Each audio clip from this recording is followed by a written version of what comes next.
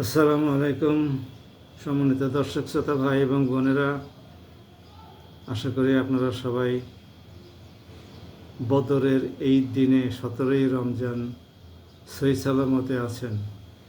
তবে অত্যন্ত উদ্বেগের সাথেই আপনারা সবাই লক্ষ্য করছেন, আমরাও লক্ষ্য করছি মধ্যপ্রাচ্যে যুদ্ধের ভয়াবহতা নিয়ে। আমি এখন আপনাদের সামনে সূরা আল বাকারা, পবিত্র কোরআনের 2 নম্বর সূরা, এই সূরার 190 থেকে 195 নম্বর আয়াত পর্যন্ত বাংলা তরজমা পড়ে শোনাব। এই আয়াতসমূহে আল্লাহ রাব্বুল আলামিন যুদ্ধের কথা বলেছেন এবং এই যুদ্ধে মুসলিমদের কী ভূমিকা হবে সে সম্পর্কে স্পষ্ট করে নির্দেশনা দিচ্ছেন। আসুন আমরা শুনি।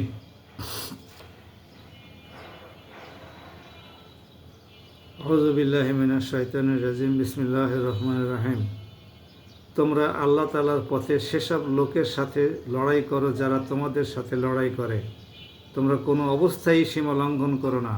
নিঃসন্দেহে আল্লাহ তাআলা সীমা লঙ্ঘনকারীদের পছন্দ করেন না। যুদ্ধের ময়দানে যেখানেই তোমরা তাদের পাও সেখানেই তোমরা তাদের হত্যা করো। যেসব স্থান থেকে তারা তোমাদেরকে বের করে দিয়েছে তোমরাও তাদের সেসব স্থান থেকে বের করে দাও। জেনে রেখো, ফিতনা ফাসাদ নরহত্যার চাইতেও বড় অপরাধ।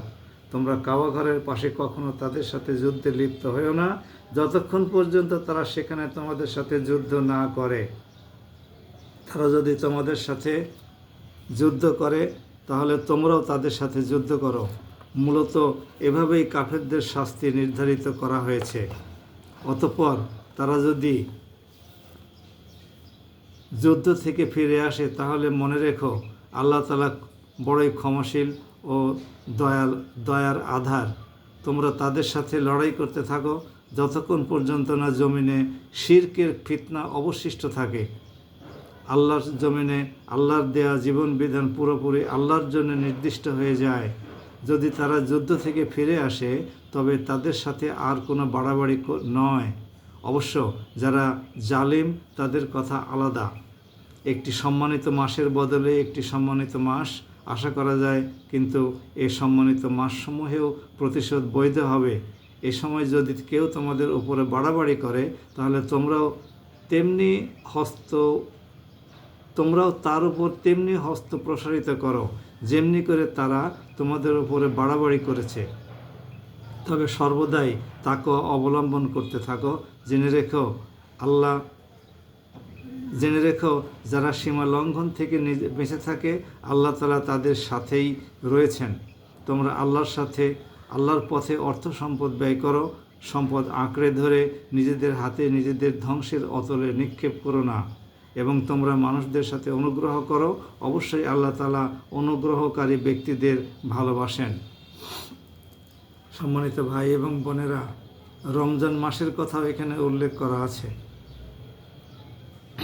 এবং যুদ্ধ বিগ্রহ সম্পর্কে বলা আছে যে কেউ যদি মুসলিমদের উপরে যুদ্ধ চাপিয়ে দেয় তাহলে তাদের বিরুদ্ধেও যুদ্ধে সর্বশক্তি নিয়ে নিয়োগ করতে এবং তাদেরকে যেখানে পাওয়া যায় সেখানে তাদেরকে হত্যা করতে।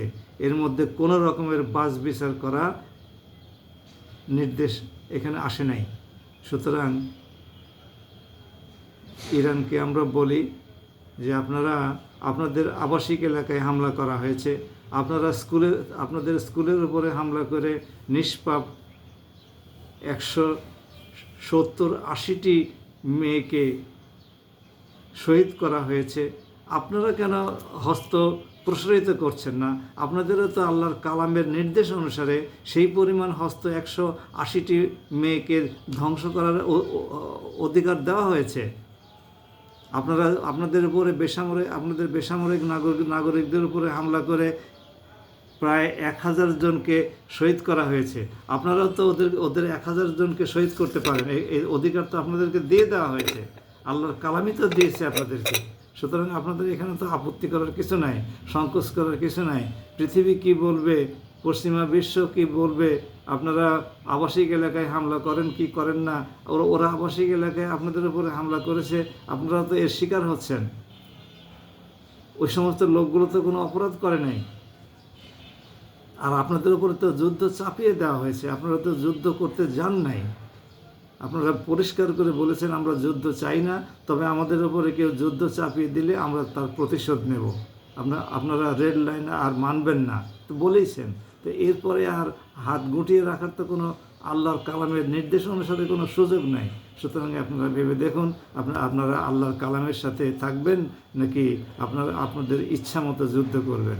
যুদ্ধের ময়দানে কাফিরদের সাথে মোকাবেলা করতে গিয়ে কোনো রকমের সহৃদয়তা দেখানোর অবকাশ নাই।